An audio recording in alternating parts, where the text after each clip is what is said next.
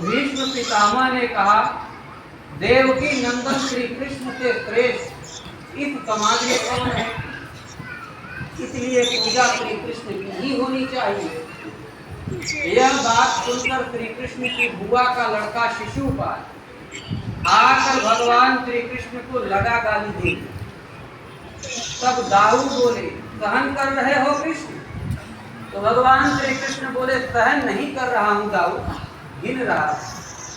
आपको मालूम है कि बुआ को हमने क्या वचन दिया था कि मृत्यु 100 अपराध क्षमा करूंगा, इसलिए मैं गिन रहा। शिशुपाल 3 अपराध और बाकी है, वह भी कर डालो। तब शिशुपाल बोला, कंत के दांत के लड़के 2 गले, 3 नहीं 13 दूंगा। लगा धड़ाधड़ टूटा सीधा बोल। तब चक्र आ गया हाथ में, चला और शिशुपाल का गला कट गया। पृथ्वी के सारे शूरवीर योद्धा वहीं बैठे थे, तिलमिला रहे थे, लेकिन चक्र का काट किसी के पास नहीं था। सारे दिव्यास्त्र थे। दुर्योधन वगैरह बहुत कसमसाए, कोई उपाय नहीं था। चक्र के घर्षण से भगवान श्री कृष्ण की उंगली में खरोंच लग गई, खून टपक रहा था। 5 भाई पांडव दौड़ पड़े, कृष्ण को रद्दी कपड़े की पट्टी बांधी। वे उस समय सज धज कर बैठे थे। जब राजा और राजकुमार सजते हैं तो 4 हाथ कपड़ा पीछे लटका करता।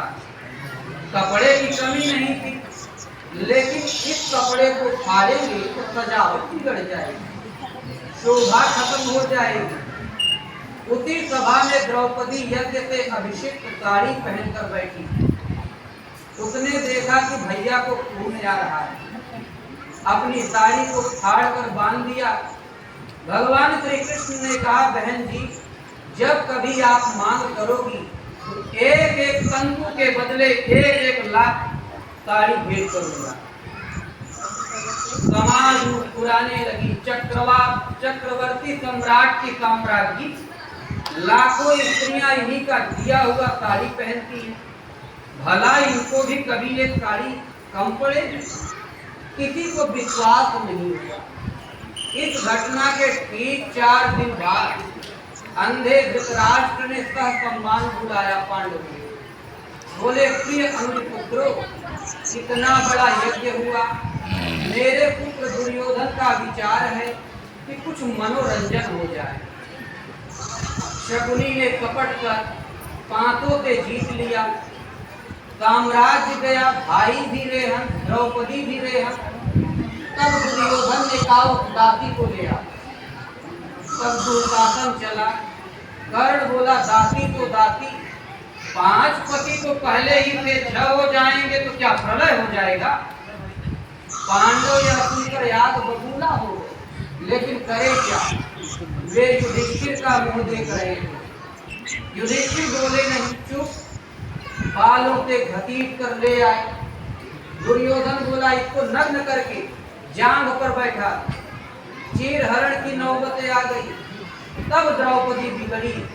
पहले भीष्म पितामह पर बोली, पितामह, आपने प्रतिज्ञा की है कि मैं इस कुरुवंश की गद्दी की रक्षा करूंगा। इस मिट्टी के चबूतरे का नाम कुरुवंश की गद्दी नहीं है। कुरुवंश की गद्दी है कुरुवंश की मर्यादा। आपके सामने पुत्रवधू का चीरहरण हो रहा है, आप नीचे देख रहे हैं। भीष्म और भी नीचे देखने लगे। अंधे धृतराष्ट्र को राजधर्म समझाया।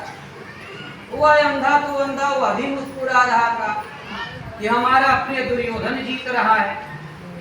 तब द्रौपदी ने भीम से कहा, धिक्कार है तुम्हारे बाहुबल, जिस जांग को थपथपाया तोड़ दे गदा से। भीम तैयार था, लेकिन युधिष्ठिर ने इशारा किया, नहीं। फिर अर्जुन से बोली, अर्जुन, तुम्हारे दिव्यास्त्र गांडीव को धिक्कार है। ये जितनी सभा बैठी है सबको खत्म कर डालो, एक ही बाण में। जब इज्जत ही नहीं रहेगी तो जी कर क्या होगा? वह भी युधिष्ठिर का मुंह ताकने लगे। तब 5 शूरवीर की पत्नी ठहरी, खुद ही लड़ गई दुशासन से, खूब लड़ी। जब देखा कि अब मैं नहीं बच पाऊंगी, तब उसे भगवान याद आए। साड़ी पकड़कर खींचना तो बंद कर दिया, छोड़ दिया फ्री। तब बोली, हे गोविंद हे मुरारी, लगा चीर पड़ी। दूतापन में 10,000 हाथी का बल था। चाहे डिग्री नहीं हो उस जमाने की, था तो आदमी। वह बिल्कुल खिचकुर फेंक कर गिर पड़ा मूर्छित होकर। साड़ियों का अंबार लग गया। द्रौपदी भी अर्ध विक्षिप्त सी बैठ गई। जहां द्रौपदी ने नजर ऊपर की तो भगवान श्री कृष्ण सामने खड़े थे। उसकी रुलाई फूट पड़ी, बुखार छोड़कर बोली, प्रभु आपने बहुत देरी किया, हमारे सब कर्म हो चुके, आपने बहुत देर किया। तब भगवान कृष्ण बिगड़े, नहीं द्रौपदी, हमने कोई देरी नहीं किया, तुमने मुझे बुलाने में देर किया। तू तो भीम को बाहुबल याद दिला रही थी, अर्जुन को दिव्यास्त्रों का स्मरण दिला रही थी, भीष्म को गद्दी की रक्षा का तरीका बता रही थी। तू स्वयं खुद लड़ रही थी, हमको कब बुलाया? जिस क्षण तुमने बुलाया मैं हाजिर हो गया। मैं तुम्हारे बाजू में खड़ा था, मैं इसी प्रतीक्षा में था कि तू मुझे बुलावे। द्रौपदी बोली, प्रभु महान भूल हो गई, भयंकर गलती हो गई मुझसे। तो द्रुपद तुता निर्बल भई तादिन तजी आए धाम, दुशासन की भुजा थकित भई बदन रूप भय श्याम, सुनारी मैंने निर्बल के बदला। द्रुपद तुता विकल हो गई, तजी आए निज धाम।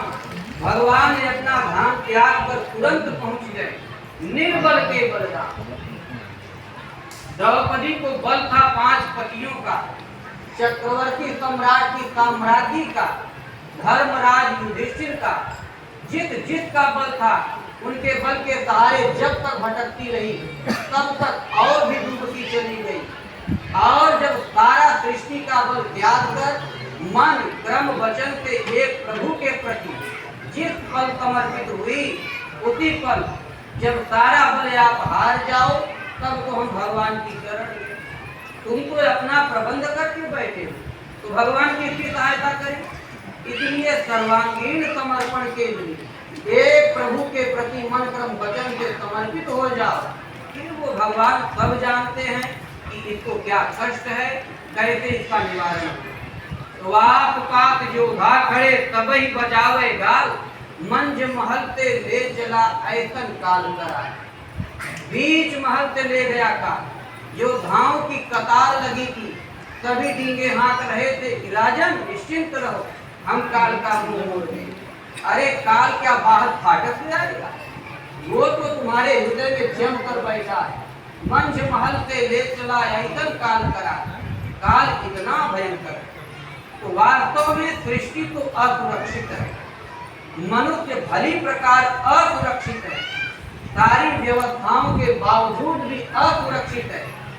इसकी सुरक्षा का कवच केवल क्रूर किशोर कृपा से संपन्न, सदा जो किशोर है, सदा एक रस, सदा हृदय में।